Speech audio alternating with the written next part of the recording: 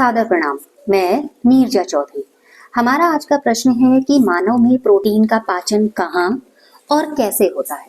तो मानव में प्रोटीन का पाचन शुरू हो जाता है स्टमक में, यानी कि आमाशय में। आमाशय में पाचन की शुरुआत हो जाती है और आमाशय में क्या होते हैं, जठर ग्रंथियां होती हैं, यानी कि गैस्ट्रिक ग्लैंड्स होती हैं। ये गैस्ट्रिक ग्लैंड्स गैस्ट्रिक जूस का सीक्रेशन करती हैं। ये गैस्ट्रिक ग्लैंड क्या कर रही हैं, गैस्ट्रिक जूस यानी कि जठर रस को स्रावित कर रही हैं। अब इनमें क्या होता है, इसमें एक प्रकार का एंजाइम होता है और इस एंजाइम का नाम होता है पेप्सिन। ठीक है, अब ये एंजाइम क्या काम करता है, ये एंजाइम पेप्सिन जो यहाँ पर है, ये ब्रेक डाउन कर देता है प्रोटीन को। प्रोटीन को तोड़ता है। किसको तोड़ रहा है ये, प्रोटीन को।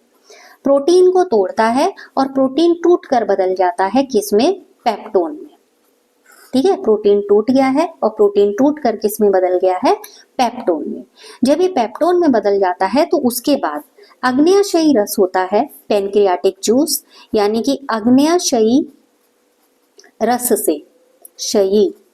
ठीक है, अग्न्याशयी रस में एक एंजाइम होता है जिसको बोलते हैं ट्रिप्सिन।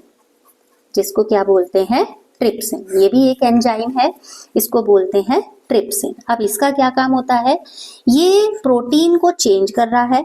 किसमें, प्रोटीन को चेंज कर दे रहा है ये पेप्टाइड्स में।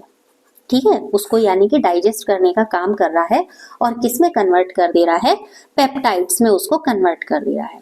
फिर आते हैं आंतों से, यानी कि इंटेस्टाइनल जूस जो है वो प्रोटीन के पाचन की जो पूरी प्रोसेस है, यानी कि आंत्र रस जिसको बोलते हैं, वो इंटेस्टाइनल जूस या आंत्र रस पूरे तरीके से प्रोटीन की प्रोसेस को कंप्लीट करता है और इसको फाइनली चेंज कर देता है अमीनो एसिड में, और इस तरीके से प्रोटीन का पाचन हो जाता है मानव के भीतर। कहाँ से, आमाशय से ही शुरू हो जाता है। और यहाँ पर जठर ग्रंथियां जठर रस का सीक्रेशन करती हैं, जिनमें एक एंजाइम होता है जो है पेप्सिन।